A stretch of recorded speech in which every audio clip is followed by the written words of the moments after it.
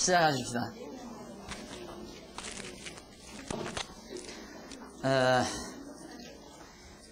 24장에서 26장 사이는 하나님께서 아브라함에게 언약하신 3대 언약을 이삭에게 계승하기 위한 준비가 끝난 다음 그 언약을 구체적으로 계승시키는 내용이 바로 26장까지 나타나 있습니다. 그 가운데 우선 24장을 보면 이삭이 리브가와 결혼을 하죠. 그러니까 그전에는 사실 누구든지 자기 결혼식처럼 소중한 게 어디 있습니까? 남의 결혼식이야 뭐 다 그런 거죠. 성경에 보니까 이삭 결혼식 나오는데 그게 나와 무슨 상관이 있어요? 내가 결혼한다면 모르지만. 그러나 이게 얼마나 의미가 있는 얘기입니까?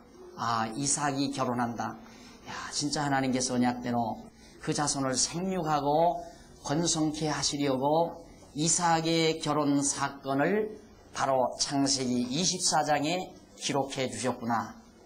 너무 좋잖아요. 너무 분명하고.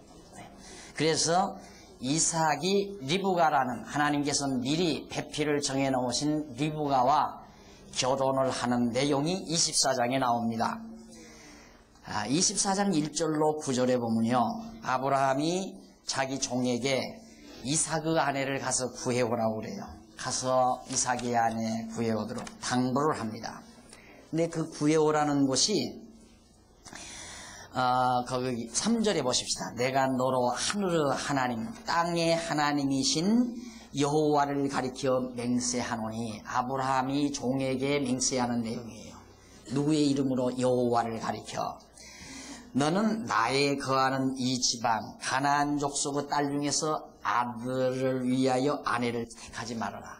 가나안 족속의 딸은 함의 후손들이란 말이죠.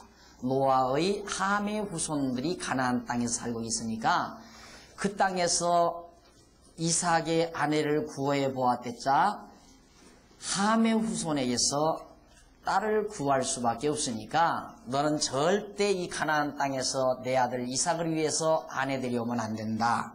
그걸 약속하라고 말이죠. 그러면 어디 가서 구하라고 그랬냐면 4절에 나오잖아요. 내 고향 내 족속에게로 가서 내 아들 이삭을 위하여 아내를 택하라. 그러니까 아브라함의 고향 갈대아우르 그러죠.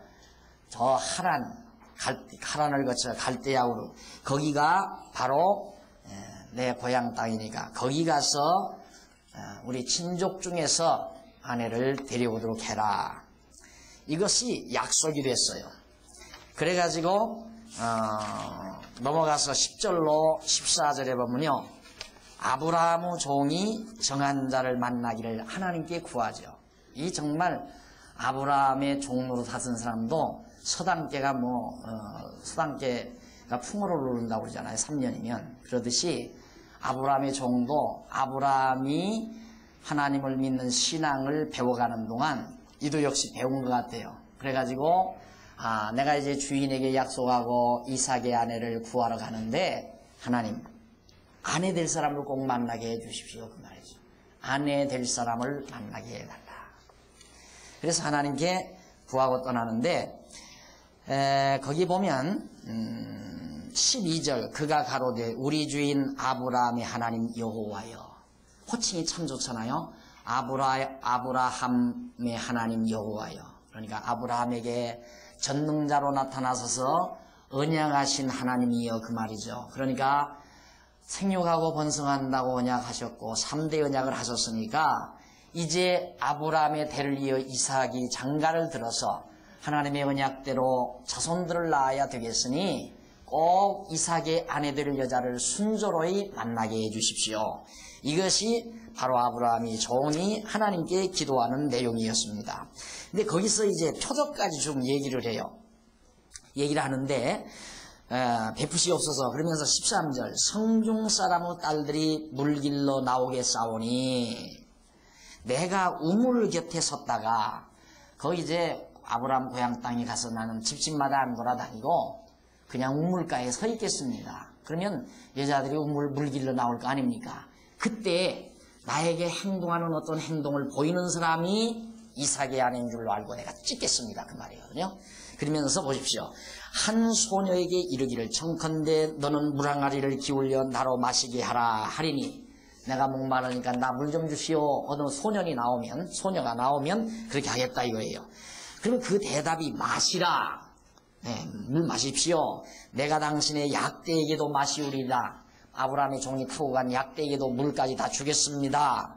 그렇게 하면, 그렇게 친절히 나에게 물도 주고 내 약대에게 물도 마시우는 소녀라면 그건 이삭의 아내인 줄 알고 내가 붙들어 오겠습니다. 그 말이에요. 그는 주께서 주의 종 이삭을 위하여 정하신 자라. 이거 보십시오.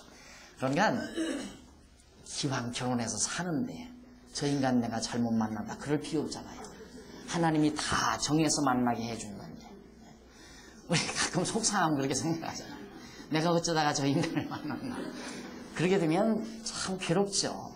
나 하나님이 정한 대필이다 하니까 하나님이 얼마나 잘 알아서 만나게 해주셨겠나. 이렇게 알고 살아야 우리 믿는 성도가 늘 마음이 평안하죠. 내가 그때 한 번만 더 고를 건데 더 골랐으면 다리 저는 사람 만났죠. 그래서 가장 하나님이 잘 준비해서 만나게 한 줄 알고 사시면 지혜로운 분입니다. 자, 그래서 결국 그렇게 하나님께 약속을 하고 이제 이 종이 떠나가죠. 15절로 27절 내려가 보면 아브라함의 종이 소녀 리브가를 우물 곁에서 만나게 되죠. 정확하게 만나요. 그러니까 미리 하나님 앞에 기도할 때 우물 곁에 있었다가 소녀를 만나면 그렇게 하겠습니다. 근데 그대로 일이 이루어진다 이 말이죠. 이것이 결국 하나님이 다 예비해 놓으신 분명한 증거인 것을 우리가 더욱 알 수 있습니다. 15절 말을 마치지 못하여 리브가가 물 항아리를 어깨에 메고 나오니 하필이면 그 기도가 끝나자마자 소녀가 나올 게 뭐예요? 나와가지고 정확하게 그대로 합니다. 물 달라니까 물 마시도록 해주고요. 약대에게도 물도 마시고요. 그러니까 18절 그가 가로되 주여 마시소서 그렇게 다 하죠. 그러니까 물 항아리를 갖다가 약대에게도 다 마시기를 다 했는데 어떤 결과가 나오는가. 22절 약대가 마시기를 다하매 그가 반세겔 중 금고리 한 개와 그러니까 아브라함의 종이요. 아브라함의 종이 벌써 약혼 반지, 약혼 선물 다 해가지고 갔어요. 반세겔 중 금고리 한 개와 10세겔 중 금 손목고리 한 쌍을 그에게 주며 가로되 네가 네 딸이냐? 물었어요. 네 딸인지도 모르고 약혼 선물을 주면 어떻게 해요? 그래. 그러니까 믿음이 그만큼 좋은 거예요. 정확하게 확인이 됐으니까 하나님하고 약속했잖아요. 가서 어느 소년 만나면 물 달라고 하고 물 달라고 하면 그 애가 물을 주고 그리고 약대에게도 물 먹여주는 자가 이삭의 아내인 줄로 알겠습니다 했으니까 그대로 했으니까 물어볼 거 없죠. 네 딸이면 어때요? 그래서 네 딸이냐고 물어보니까 네 부친의 집에 물어보니까 청컨대 내게 고하라. 내 부친의 집에 우리 유숙할 곳이 있느냐? 너 누구 딸인지 말하고 너 집에 나 좀 살 곳이 있느냐? 24절 그 여자가 그에게 이르되 나는 밀가가 나홀에게 낳은 아들 부두엘의 딸입니다. 나홀은 아브라함의 할아버지예요.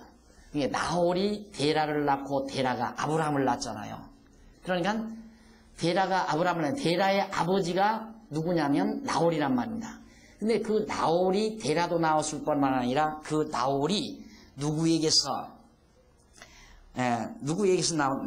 나홀에게 낳은 그러니까 그 여자가 그 얘기를 나는 밀가가 나홀에게 밀가 그러니까 이 여자 이 소녀의 어머니가 아니라 할머니죠. 밀가가 나홀에게 낳은 부두엘 아버지가 부두엘이 소녀의 딸이 이 부두엘의 딸입니다. 또 가로되 우리에게 집과 보리가 족하며 유숙할 것도 있나이다. 이에 그 사람이 머리 숙여 여호와께 경배하고 당연하죠.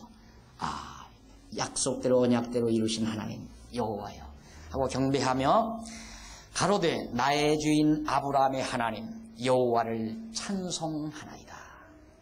얼마나 좋았겠습니까?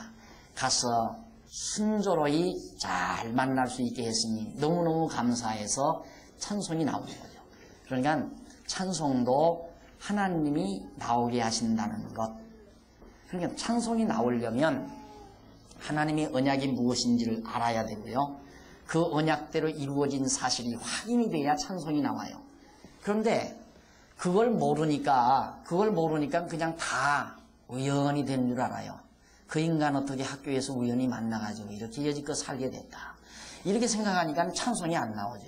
그러나 우리가 성경을 배우고 하나님께서 그렇게 치밀하게 나를 나게 하시고 또 나로 하여금 그 학교를 가게 해서 한 학급에서 그 남자 만나가지고 연애하다가 이렇게 만나서 살게 됐는가. 이것이 하나님의 정하신 뜻대로 된 줄 알면 여호와 찬양이 나가죠.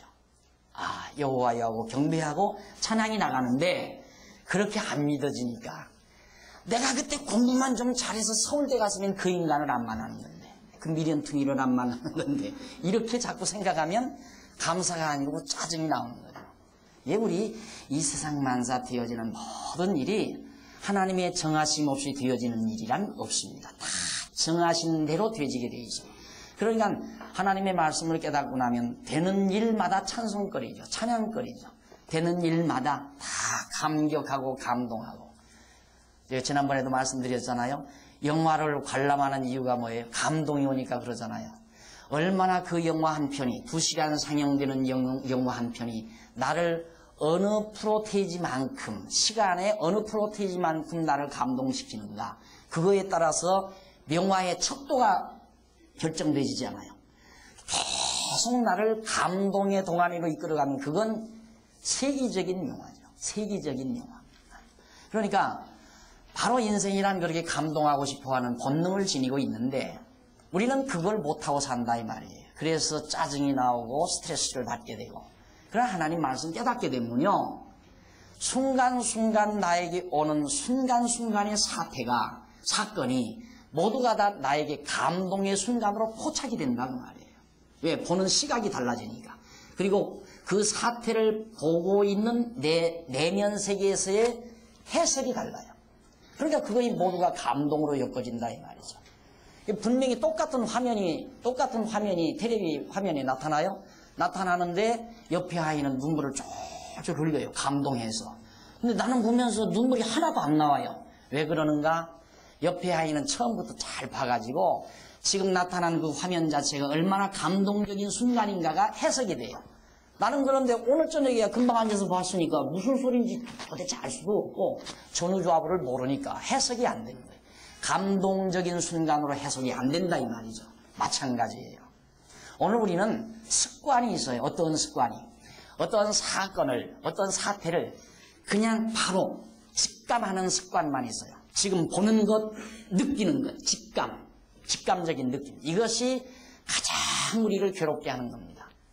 오늘의 이 간단하게 내 앞에서 일어나는 작은 순간이라 할지라도 그것이 전에 모든 일어났던 일과 무관한 것이 없는 거예요.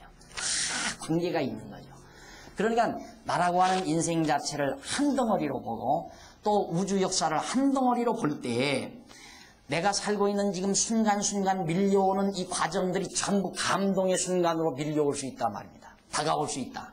그런데 그것이 없으면 감동의 순간이 아니에요. 다 짜증스럽고 고통스러운 순간으로 밀려오죠. 이것이 차이점이에요. 그러니까 여러분들이 성경을 배운다 했을 때 그냥 막연히 성경 좀 알고 싶다 이 생각까지만 안 됩니다. 사람이 변화돼 버려요. 완전히. 사람이 바뀌어져 버린다니까요. 늘 그냥 저 보십시오. 이 이마에 젊은 날 괴로워하던 것이 딱 여기 표적이 딱 있잖아요. 이거 암만 지우려고 해도 안 지워져요. 젊은 날 괴로움과 고뇌를 해서 그렇거든요. 그런데 여기는 고뇌인데 여기는 고뇌 아니죠. 여러분이 봐도. 그렇죠? 여기하고 여기는 고뇌 아니잖아요. 달라져요. 확 달라져 버려요. 사람이 부정적인 사람이 완전히 긍정적인 사람으로 바뀌어져 버려요. 고통과 괴로움, 늘 짜증과 불만하는 사람이 기쁨과 평안, 감사와 기쁨으로 탈바꿈돼 버려요. 완전히. 이 시각이 달라지니까 그런 거거든요. 그러니까 자, 하나님께서 하시는 일, 지금 내가 이 우물가에 와서 이 리브가라는 여자, 이 소녀를 만난 것이 하나님의 언약대로 된 것이다 싶으니까 그게 감동적으로 밀려온다 이 말이에요. 그래서 하나님께 찬양하고 경배하게 되는 겁니다. 넘어가서 28절로 33절에 보면 거기는 리브가의 오라비인 라반이 아브라함의 종을 영접해 드리죠. 이 소녀가 안내를 합니다. 아브라함의 종을 자기 집으로. 그래서 29절 리브가에게 오라비가 있어 이름은 라반이라, 오빠지요. 라반이라는 오빠가 있었는데 그가 우물로 달려가 그 사람에게 이르니 그가 그 누이의 고리와 그 손의 목걸이를 보고 또 그 누이 리브가가 그 사람이 자기에게 이같이 말하더라 함을 듣고 그 사람에게로 나아갑니다. 그러니까 리브가가 자기 집으로 뛰쳐들어가서 자기 오라버니, 자기 아버지나 오빠가 있는 데서 다 얘기를 했단 말입니다. 반지도 다 보여주고 손목걸이도 보여주고.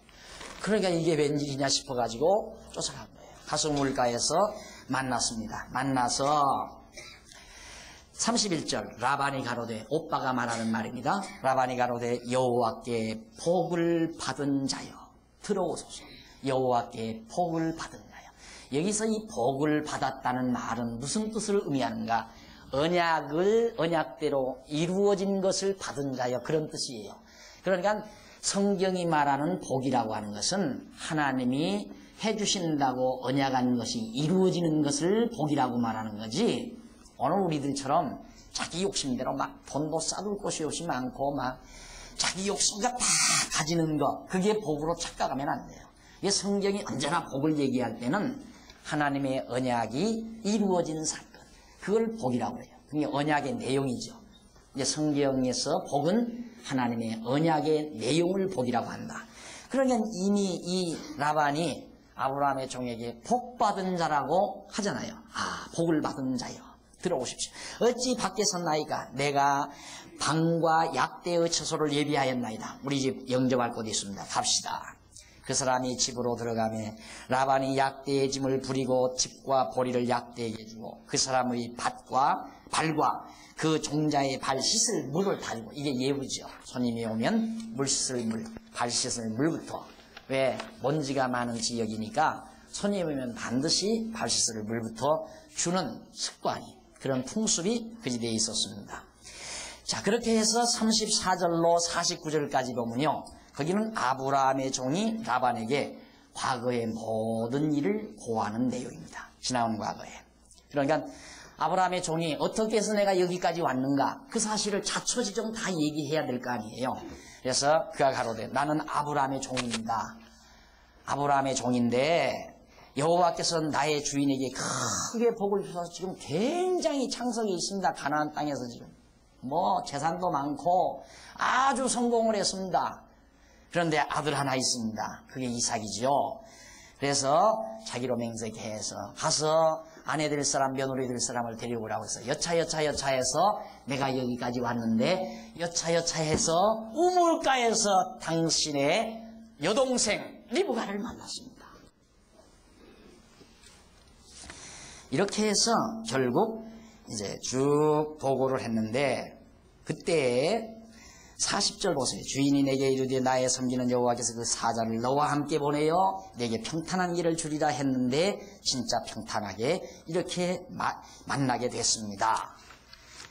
이러면서 이제 몇 달이냐고 물으니까 그가 다 얘기를 하고 전부 밝혀주기에 이렇게 여기까지 오게 됐습니다. 그리고 하나님께 내가 찬송도 했습니다 하는 내용이 바로 49절까지 내용이에요. 자, 그 다음 이제 50절로 60절까지 보면 거기는 아브라함의 종이 라반과 리브가에게 허락을 받아요. 그럼 이제 라반 오빠에게도 허락받고 그 다음 리브가에게도 허락을 받아야 되지 않겠어요?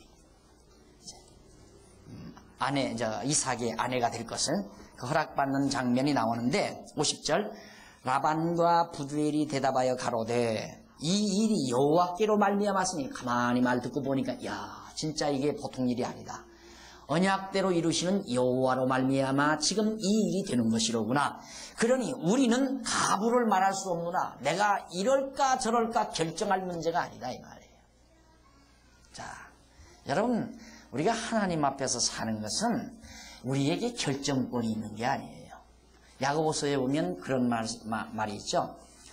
야, 어리석은 자를 향해서 내일은 내가 어느 큰 도시에 가서 많은 돈을 벌어서 큰 부자가 되어 살겠다 하는 자야. 이 어리석은 자여. 그러면서 너는 그렇게 하지 말고 하나님의 뜻이면, 하나님의 정해놓으신 뜻이면 이것도 하고 저것도 하리라, 그렇게 말하라 그 말이에요.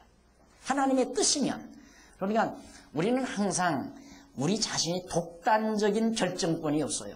다 하나님이 이미 정해놓으시고 하는 일이기 때문에 하나님의 뜻이면 되고 하나님의 뜻 아니면 안 되고 이거죠. 그러니까 하나님의 뜻이면 한다 이 말이죠. 하나님의 뜻 아니면 안 하고, 이것이 우리의 태도이어야 되지. 나는 이거 꼭 해야 돼. 나는 앞으로 7년 동안 꼭 다니면서 죽어도 결석하지 말고 졸업해야 돼. 그것도 마음대로 안 되는 거예요. 누구 마음대로 그렇게 돼요? 하나님이 그렇게 정해놓으셨으면 결석 안 하고 공부 끝까지 하시겠지만, 하나님께서 너는 아직 그 부분은 배워서는 안 된다. 너는 배우지 말아라. 왜? 좀 더 돌리려면은 알면 안 되잖아요. 좀 더 세상에서 그냥 짜증 부리고 고통하며 살게 하나님이 실현을 시켜야 되겠는데, 미리 말씀 듣고 깨닫고 안 해버리면 안 된단 말입니다. 그러니까 너 요 부분은 들어서는 안 된다. 감기 좀 걸려라. 그래가지고 독감 걸리기 위해서 3시간 빠지게 한다 그 말이에요. 그러면 이제 그 시간 안 들으니까 모르잖아요. 그러면 이제 모르니까 자꾸만 판단을 잘못해서 도는 거죠. 결석하고 싶으면 하세요. 자, 이래서 가부를 우리가 어떻게 정하느냐. 이게 하나님 여호와로 말미암아 되어지는 일인데, 그러니까 뭐 물어볼 것 없다 그 말이죠. 52절 아브라함의 종이 그들의 말을 듣고 땅에 엎드려 어떻게 그에게 절할 줄 알았더니 여호와께 절하잖아요. 은금 패물과 의복을 꺼내어 리브가에게 주고 오라비 어미에게도 보물을 주니라.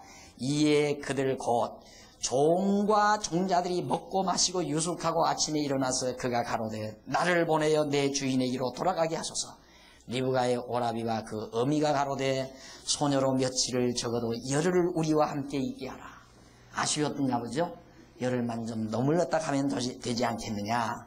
그 후에 그가 갈 것이니라. 56절 그 사람이 그에게 이르되 나를 만류치 마소서. 여호와께서 내게 형통한 길을 주셨으니 나를 보내어 내 주인에게로 돌아가게 하소서. 그들이 가로되 우리가 소녀를 불러 그에게 들으리라 하고 리브가에게 물어보니까 나 따라갈래요. 그래서 결국은 따라서 가게 됩니다. 넘어가서 61절로 67절에 보면 거기는 리브가가 아브라함의 종을 따라가 이삭의 아내가 되는 내용입니다. 당연하죠. 하나님께서 정해놓은 자니까. 그래서 결국 이제 리브가가 일어나서 비자와 함께 약대를 타고 쭉 이삭이 있는 곳으로 갔습니다. 때 이삭은 부엘 라헤로이에서 왔으니, 부엘 라헤로이, 아이고 입이 안 돌아간다. 그가 남방에 거하였습니다. 이삭이 저물 때에 들에 나가 묵상하다가 눈을 들어보면 무드가 잘 조성이 되죠. 석양에 탁 노을이 깃들이고, 그때 이제 이삭과 리브가가 탁 포옹하는 장면이에요. 멋있죠? 이렇게 해서 만나가지고 결국 둘이 함께 살게 됩니다. 자, 그래서 66절 종이 그 행한 일을 다 이삭에게 고하며 이삭이 리브가를 인도하여 모친 사라의 장막으로 들이고 바로 신방으로 들어가요. 그를 취하여 아내를 삼고 사랑하였으니, 이삭이 모친 상사 후에, 모친이 세상 뜻인 이후에 크게 위로를 받았다는 내용이 거기에 기록이 되어 있습니다. 자, 이렇게 해서 결국 이삭의 결혼이 끝이 났습니다. 그런 다음 25장. 당연하죠. 이제 누가 죽어야 돼요? 아브라함 죽어야 돼. 이제 쓸모없잖아요. 다 끝났는데 뭐. 그러니까 아버지 아브라함이 죽는 그런 장면과 그 아브라함이 나오는 후예들의 족보가 쭉 소개됩니다. 25장 1절로 6절 아브라함이 죽기 전에 후손에게 유산을 다 분배해 줬어요. 다 나누어 주어요. 그래서 아브라함이 아브라함이 그 뒤에 후처를 취하였으니 그 이름은 구두라라. 누구는 그런 얘기를 해요. 아브라함이 그렇게 늙어서 아들 못 낳는다고 했는데 어떻게 또 후처까지 줘서 아들을 낳느냐. 여자는 젊었잖아요. 아브라함은 늙었지만, 남자는 좀 늙어도 늦게까지 자손 본다고 그래요. 아브라함도 아내가 늙어서 어려웠었지만은, 아브라함은, 그러니까, 누구요? 사라의 몸에서 아들 낳은 다음, 다시 후처를 두어서 계속해서 자녀들을 낳았는데, 그가 시므란과 욕산과 무단과 미디안과 아스박과 수아를 낳았고 욕산과 스바와 드단을 낳았으며 드단의 자손은 아수르 족속과 루두시 족속과 룸미 족속이며 그러니까 이 후처를 통해서 낳은 자들이 대개 어디에서 사는가? 아수르 지방. 그러니까 아수르면 여러분 아시죠? 바벨론 북방 지역. 흑해의 서남쪽 그쪽 지역에 퍼져 사는, 그러니까 이란, 이라크 족속들, 그 족속들이 사는 지역이 대부분 그것이 이제 아브라함의 후처를 통해서 난 자손들입니다. 그러니까 셈의 후손은 셈의 후손이지만은 언약 자손은 아니죠. 이삭으로 난 자라야만이 언약 자손이지 그들은 다 언약 자손이 아닌가. 그들에게도 다 재산을 조금씩 분배해서 나누어 주게 된 겁니다. 그 다음 7절로 11절 보면 아브라함이 나이 많아 죽어서 막벨라 굴, 자기 안에 사라가 묻혀있는 그 무덤에 함께 장사되게 됐습니다. 그 다음 12절로 18절 보면 아브라함의 첫 하가르 아들이 이스마엘 후예와 이름들 거기 쭉 나와요. 아까 말씀드렸죠? 이들도 큰 민족이 이루어지게 한다. 그 약속대로 그들의 민족이 쫙 퍼져나가요. 번창한다 이 말이죠. 이 번창의 구체적인 내용과 그 족속들이 사는 지역들은 이 다음 제가 글로 자세히 다 밝혀놨으니까 그때 하나하나 여러분 참고하도록 하고, 요 부분은 이 이스마엘 자손들이 번창해서 많은 민족이 이루어졌다는 사실만 기억을 하시고, 그 사람들이 대부분 가나안 남쪽 지역에 대부분 많이 살고 있고 그 언저리에 많이 살고 있었다 하는 정도만 기억하고 계시면 되겠습니다. 그 다음 이제 19절로 26절에 보면 이삭의 후예로 야곱과 에서가 출생하여 성장하는 내용이 나옵니다. 여기는 또 거꾸로죠. 지난번 아브라함은 아들 또 하나도 안 낳게 하더니만 리브가는 이제 쌍둥이를 배요. 이게 이제 하나님 하시는 일이죠. 쌍둥이를 베는데 여기에 또 하나님의 뜻이 있죠. 비록 똑같은 어머니 뱃속에서 똑같이 태어나도 하나는 하나님께서 선택하고 하나는 저버리는 역사. 이게 하나님이 하시는 일이에요. 언제? 어머니 뱃속에 있을 때, 배 안에 있을 때 선택을 해요. 그러니까 그들이 나와서 이 세상 나와서 어떠한 일을 행하기 이전에 행위와 아무 관계없어요. 뱃속에 있을 때 벌써 하나님께서 야곱은 사랑하고 에서는 미워해요. 하나님. 왜? 야곱은 이삭의 대를 이을 자이거든요. 그래서 이삭의 후예로 이삭의 후 대를 이을 자로 야곱과 에서가 출생하여 성장하는 장면이 19절로 26절인데 20절 이삭은 40세에 리브가를 취하여 아내를 삼았으니 도총각이죠. 늦게야 장가가서 리브가는 밧단 아람 족속 중 부두엘의 딸이요 아람 족속 중 라반의 누이였더라. 이삭이 그 아내와 잉태하지 못하므로 그를 위하여 여호와께 간구하매 여호와께서 그 간구를 들으셨으므로 그 아내 리브가가 잉태하였더라. 꼭 하나님께서 한 고비는 주죠. 이유는 하나님 의지케 하시려는 겁니다. 그러니까 분명히 이삭이 이제 아들을 낳아야 되는데 하는데 아들을 못 낳아요. 그러면 당연히 언약 자손이기 때문에 하나님 의지할 수밖에 없잖아요. 하나님, 아니 자손이 하늘의 별같이 많는다고 그랬는데 안 나오면 어떻게 해요? 우리 아내가 못 낳잖아요. 하나님 어떻게 하실래요? 줘야 되잖아요. 알았다 준다. 바로 그거의 기도예요. 그래서 이삭이 하나님 의지하니까 하나님께서 리브가에게 쌍태가 되게 합니다. 태 속에서 서로 싸운다고 그러죠. 23절 여호와께서 그에게 이르시되 두 국민이 네 태중에 있구나. 두 민족이 네 복중에서 나누이리라. 이 민족이 저 족속보다 강하겠고, 그러니까 에서가 야곱보다 약하고 야곱이 에서보다 강하다 이 말이죠. 거기 나오잖아요. 큰 자는 어린 자를 섬기리라. 요거 꼭 기억해 두세요. 큰 자는 어린 자를 섬기리라. 이 뱃속에 있을 때입니다, 벌써. 그러니까 큰 자는 먼저 나오는 자가 큰 자죠. 에서가 먼저 나오잖아요, 출산할 때. 작은 자는 뒤에 나오는 야곱이고. 요 큰 자는 작은 자를 섬기리라. 예언이에요, 언약. 하나님께서. 앞으로 내 아들 둘 낳는데 큰 자 에서는 작은 자 야곱을 섬기게 된다. 이런 언약과 함께 이제 아들을 낳게 되죠. 그래서 이제 후에 낳은 아우는 손으로 에서의 발꿈치를 잡았으므로 그 이름을 야곱이라 하였으며 리브가가 그들을 낳을 때 이삭이 60세이었더라 그랬어요. 그러니까 40에 장가 들어가지고 20년 가까이 19년 가까이 기다려도 아들이 없으니까, 그러니까 여러분 안 된다 없어요. 안 된다는 게 없어요. 그 안 된다고 생각하는 것은 요 기간을 짧게 보니까 안 되는 거예요. 넓게 포괄적으로 보면 우리 믿는 언약 자손에게는 안 되는 일이 하나도 없어요. 예서도 야곱도 지금 이삭도 그러잖아요. 20년 가까이 그 세월은 아들이 없으니까 안 되는 거 아니에요. 하나님 언약이 지금 안 이루어지잖아요. 그러나 20년째 이루어질 줄은 몰랐죠. 포괄하려 한다 이 말이죠. 그래서 언약 자손은 진득이 꿋꿋이 인내할 수 있는 믿음이 있어야 돼요. 그러니까 믿어지면 기다리는 거예요, 한없이. 여러분 그러기 위해서 다 결혼했잖아요. 내가 참고 기다리면 너는 나한테 시집 온다. 참자. 그리고 참아가지고 다 만난 거 아니에요? 남편도 다 그렇게 해서 만난 거고. 못 참으면 이제 딴 데로 시집 가거나 딴 데로 장가를 가는 거고요.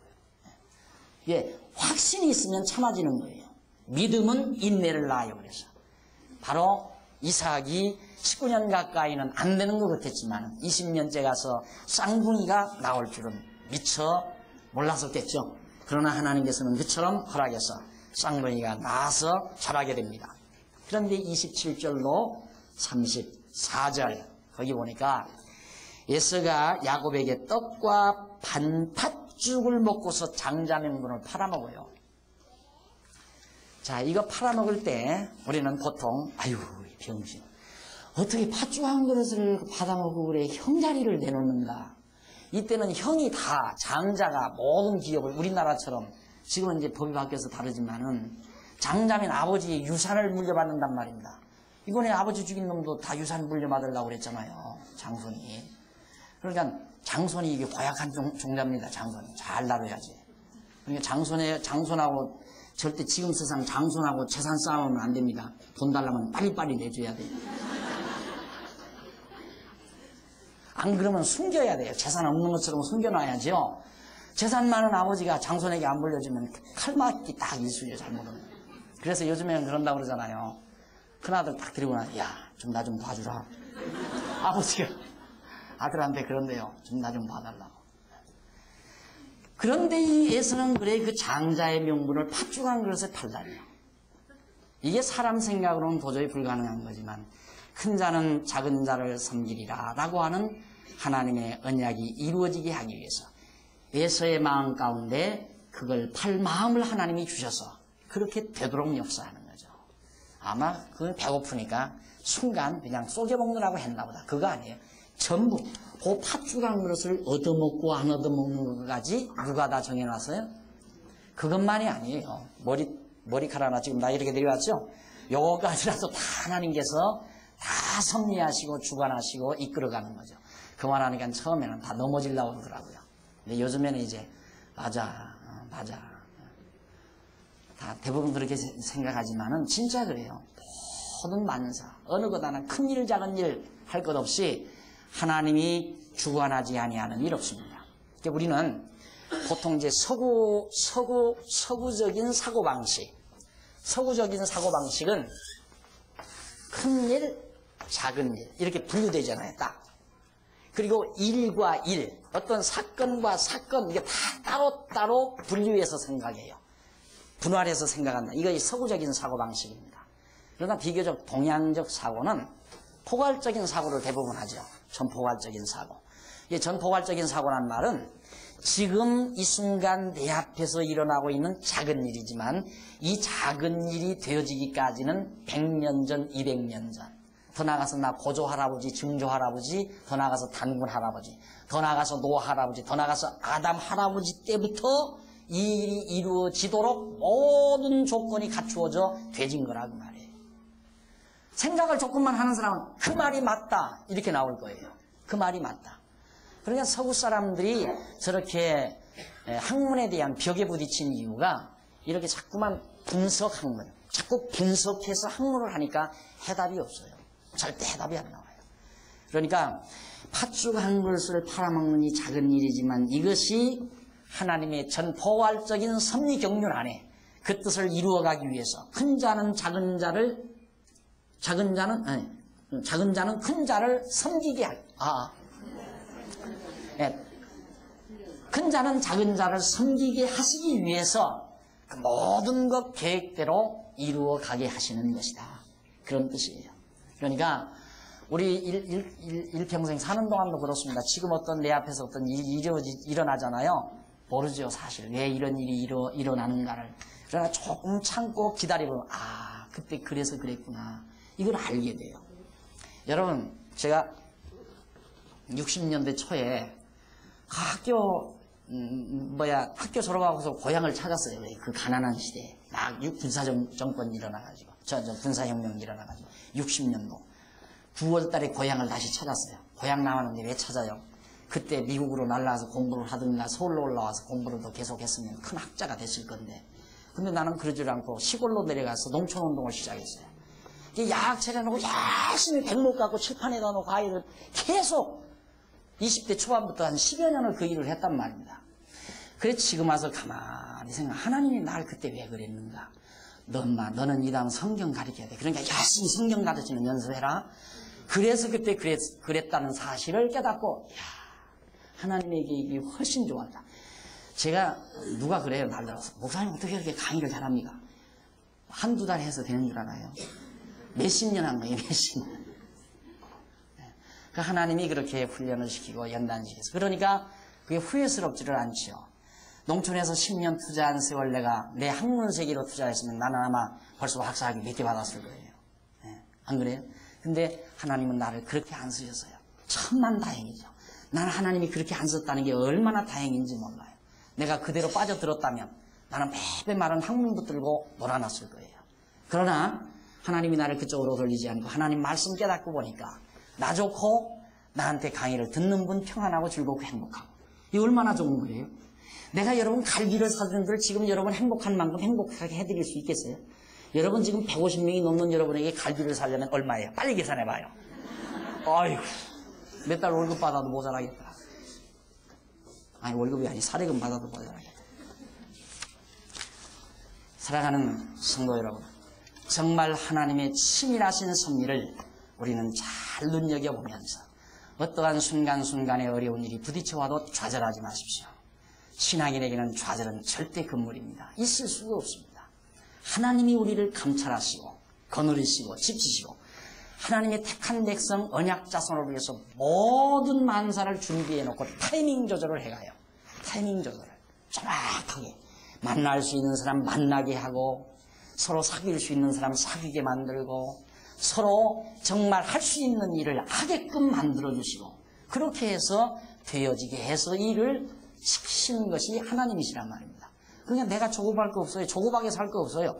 느긋하게 살아요. 느긋하게. 여러분 다 보니까 최고는 적어도 느긋한 것 같아요. 사람이 그냥 조급한 것 같아요. 아마 제 곁에서 하시는 분은 세상 느긋한 게 보일 거예요. 굉장히. 근데 성경은 빨리빨리 잘 가르치잖아요. 느긋하게 조급하게 보이세요. 빨리빨리 살아야 빨리 죽는 길밖에 없어요. 뭐하러 빨리 가려고 그래요. 그리고 내가 하는 얘기지만 빨리 간다고 해서 빨리 도착하는 게 아니고요. 빨리 가다가 하나님이 뒤로 돌아가 한번 하면 제일 꽁지가 된다고요. 나는 그걸 국민학교 때 배웠다니까. 내가 어제 키가 적어가지고요. 2번째 아니면 3번째 써요. 나보다 더 적은 놈이 있어가지고 그놈 때문에 내가 다행이었죠. 2번째 아니면 3번째 쓰는데 항상 운동회 때도 다름질을 하면 3등 아니면 4등이에요. 그 내 뒤로 또 큰 놈들이 있으니까 8명이 경기하잖아요. 그러니까 3등 가면 잘 가는 거고 왜? 그 앞에 한 놈, 두 놈 떼먹을 수 있으니까 그놈은.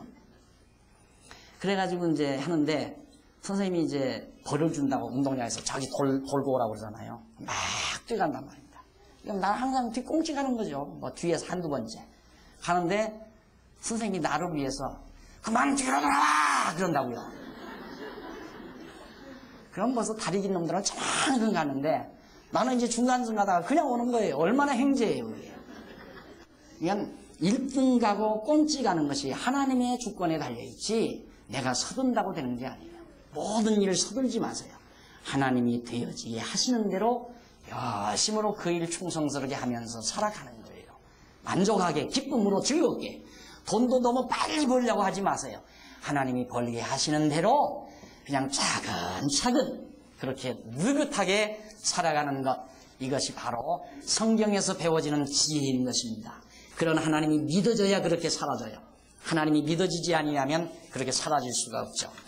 자, 이렇게 치밀하게 팥죽 한 그릇 가지고 장자명분 8개까지 하시는 하나님이 기어코 바로 야곱에게 장자의 명분을 얻게 하시는 섭리 속에서 이루어지는 것이다. 26장 넘어가서 거기 보면 언약을 이제 계승하죠. 이삭이 언약을 계승해. 누구에게? 야곱에게 계승해야 하잖아요. 당연하죠. 자기도 아브라함에게 계승 받았으니까 이삭도 이제는 야곱에게 계승을 해야죠. 3대 언약을. 그래서 그 언약 계승하는 과정이 26장에 소개됩니다. 자, 그러면 26장 1절로 5절에 보면 여호와께서 이삭에게 아비의 언약을 계승하게 하십니다. 아브라함 때에 첫 흉년이 들어요.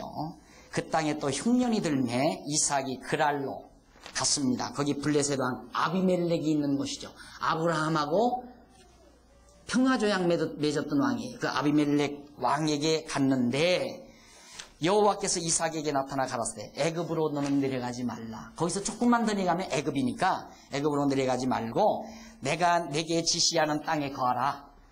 너의 조상과 약속한 땅이 있으니까. 그래서 이 땅에 유하면 내가 너와 함께 있어 내게 주고 내가 이 모든 땅을 너와 네 자손에게 주리라. 아비멜렉이 있는 그 지역 땅을 다 뺏어주겠다 이 말이에요. 하나님께서. 그게 아브라함과 약속한 땅이니까요. 거기 우물도 아브라함이 사놨잖아요. 그리고 거기 막벨라 굴도 있는 곳이고요. 그래서 네 자손을 하늘의 별과 같이 번성하게 하며 이 모든 땅을 네 자손에게 주리니 네 자손을 인하여 천하 만민이 복을 받으리라. 똑같죠? 이삭에게 했던 언약과 또 이제 아브라함에게 했던 언약이 똑같아요. 그래서 이제 언약을 이삭이 구체적으로 하나님께로부터 아브라함에게 했던 언약을 이삭이 구체적으로 언약을 받습니다. 계승을 받아가지고 장차 이삭이 이제 그 언약을 야곱에게 계승해 주죠. 넘어가서 6절로 11절 보면요. 거기는 이삭과 리브가가 도리어 그랄 왕에게 보호를 받는 장면이 나옵니다. 흉년이 들었어요. 그래서 그랄에 거하게 되죠. 이삭이 거기 갔는데 그곳 사람들이 아내를 물어보니까 역시 리브가가 아름다웠던가 봐요. 또 거짓말했어요. 이것을 가리켜서 부전자전이 당한다고 그러잖아요. 제 아버지도 거짓말하더니만. 이제 왜 그랬느냐면요. 우리가 이 아브라함이 나중에도 한번 갔었잖아요. 근데 다 늙은 할머니를 뭐 그렇게 아비멜렉이 좋아서 그렇게 프로포즈를 했겠느냐 그렇게 생각할 수도 있을 거예요. 그러나 달라요.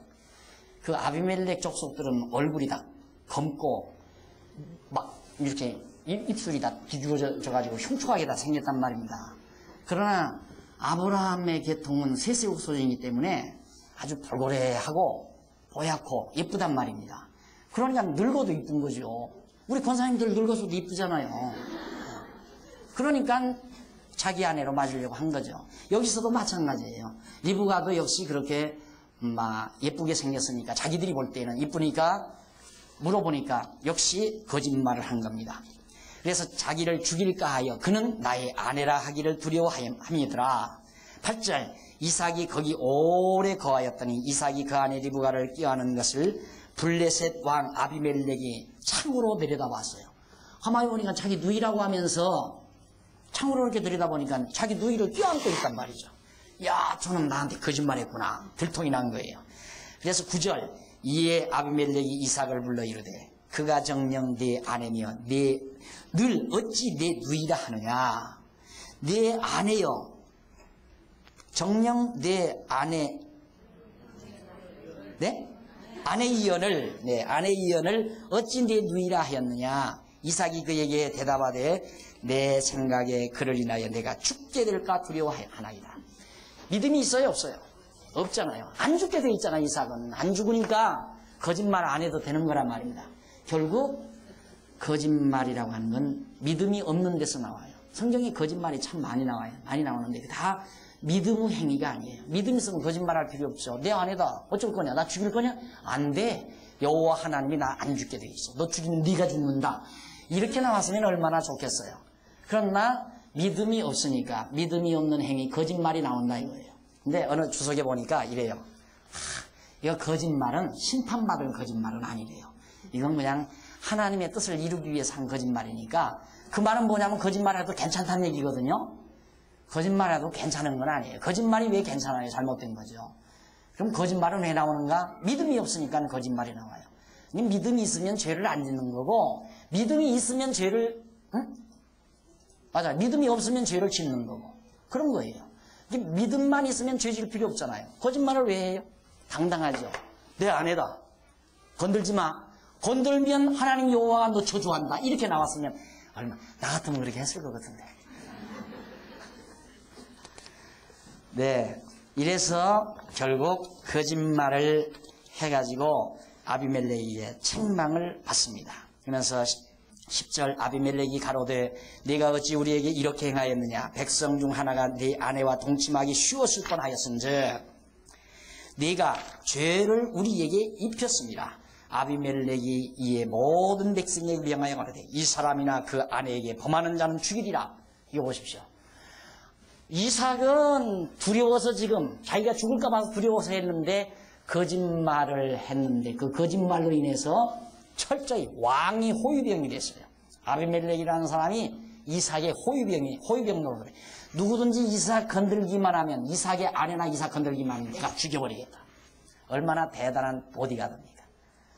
하나님이 이렇게 누구를 언약 자손을 보호하시고 지키신다는 것. 왜? 당신 언약을 이루시기 위해서. 왜? 당신이 여호와임을 알게 하시려고. 아시겠죠? 이제 그 줄거리죠. 언제나 이게 우리가 하나님이 여호와이심을 안다는 것 최고의 지식입니다. 가장 값진 지식이고요. 이거 지금 하나 알려고 구약을 지금 우리가 공부해 가는 거예요. 이 하나님 여호와를 알고 경외하게 하려고. 이제는 아는 데서 멀지 말고 경외까지 나와야 되거든요. 경외까지 나오면 이삭처럼 거짓말까지 안 해지는 이런 경지까지 우리가 성숙하게 될 수 있단 말입니다. 그 다음 이제 넘어가서 12절로 22절에 보면 거기는 이삭이 복을 받아 그랄을 떠나 르호봇에 거하게 되죠. 이삭도 역시 거짓말하고 복 받아가지고 나옵니다. 이삭이 그 땅에서 농사하여 그의 100배나 얻었고 여호와께서 복을 주심으로 그 사람이 창대하고 왕성하여 마침내 거부가 되어 양과 소가 떼를 이루고 노복이 심이 많음으로 블레셋 사람이 그를 시기하여 그 아비 아브람 때 그 아비의 종들이 판 모든 우물을 막고 흙으로 메웠더라. 이제는 너무너무 이삭이 부강해지니까 그 사람들이 시기해서 막 와서 우물도 메워버리고 방해를 붙이고 그래서 결국은 이삭이 다시 돌아오게 됩니다.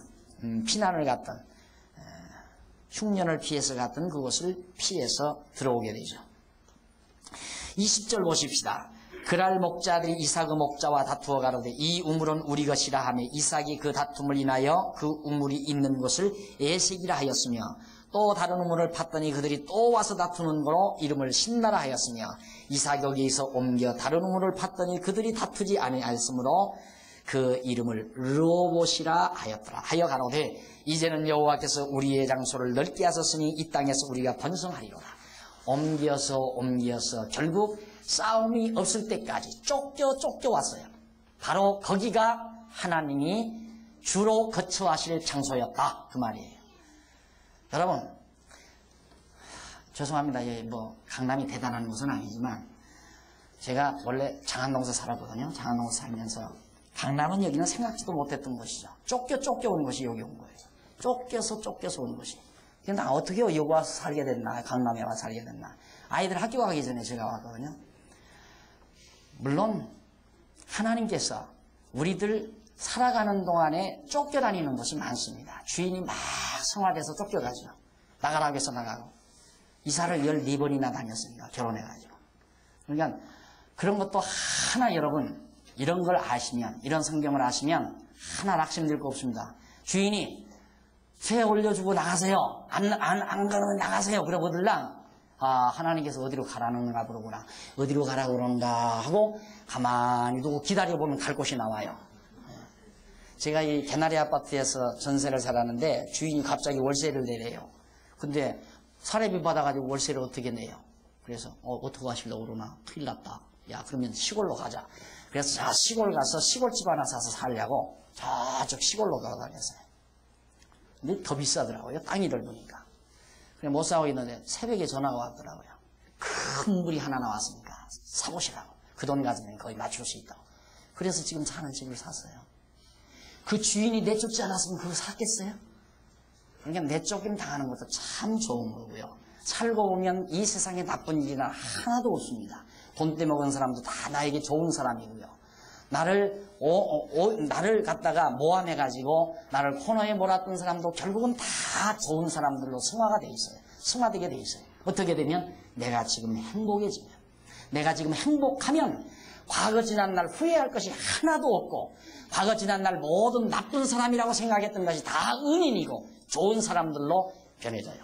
그래서 하나님은 악을 선으로 바꾸사, 형들은 나를 해하려고 했으나 하나님은 그걸 선으로 바꾸사, 바로 그것이 신앙이에요.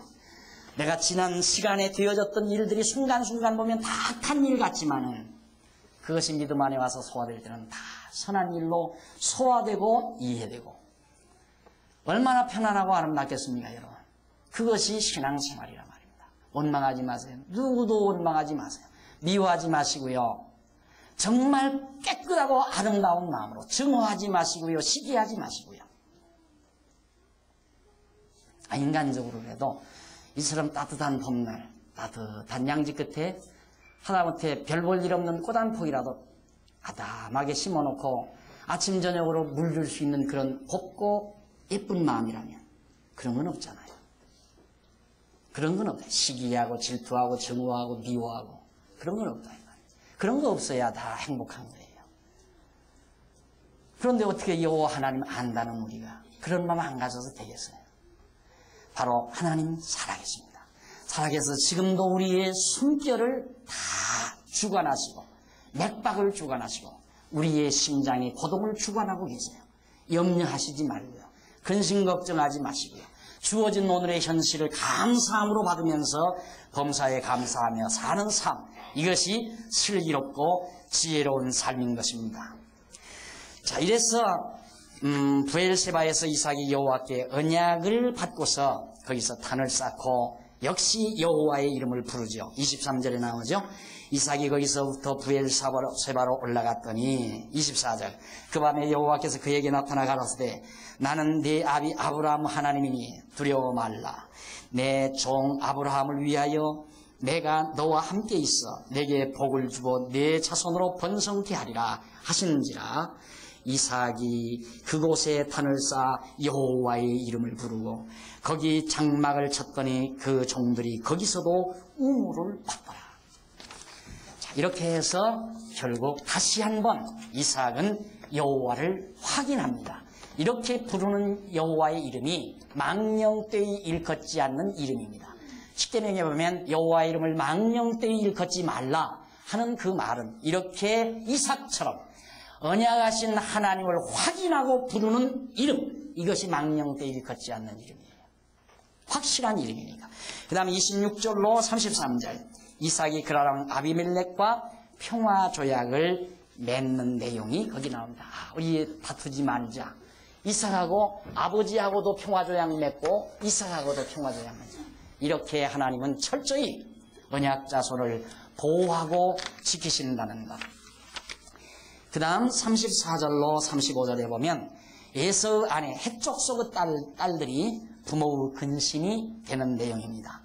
자, 여기 이삭이 야곱과 에서를 낳는데 에서는 장가를 들었는데 에서가 40세에 해족속이면 그 가나안 땅에 살고 있는 그러니까 노아의 함의 후손의 여자입니다.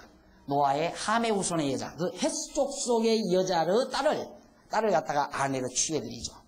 그래가지고 그들이 이삭과 리브가의 마음의 근심이 됩니다. 야, 저래서는 안 됩니다. 그럴 거 아니에요? 그 땅을 이제 빼앗아서 살아야 되는데 사돈네 땅을 어떻게 뺏겠어요? 상상해 보십시오. 앞으로 하나님께서 그 가나안 땅 아시죠? 저도 안 그래도. 그 가나안 땅을 지금 이삭, 야곱의 후손들에게 이제 다 번창케 해서 차지하고 살게 해줘야 되겠는데 그 땅 자손과 그 여자와 결혼해가지고 사돈지간을 맺어버리면 사돈네 땅을 어떻게 뺏어 살아요? 그래서 이삭가 근심하고 염려했다 하는 내용입니다. 자, 우리 여기까지 26장까지 우리가 공부했습니다. 다음 시간에는 이삭이 야곱에게 축복하는 내용부터 27장부터 우리 공부하도록 하고 오늘 배운 말씀 마음속에 깊이 간직하고 여호와 하나님의 이름을 우리도 바르게 부르며 사는 슬기롭고 지혜로운 성도 여러분의 삶이 되시기를 기원합니다. 기도하십시다. 자비로우신 하나님 아버지, 은혜와 사랑을 감사합니다. 오늘도 저희에게 이 아름답고 복된 시간을 허락해 주셔서 진리와 함께 기쁨을 나눌 수 있게 하신 것을 참으로 감사드립니다. 귀한 종들에게 지혜의 영이 더해 주셔서 듣는 대로 더욱 깊이 깨달아지고 이 말씀으로 무장하여 이 험하고 사특한 세상을 승리하며 사는 귀한 종들로 삼아주시옵시기를 비오며 예수님 이름으로 기도드립니다. 아멘.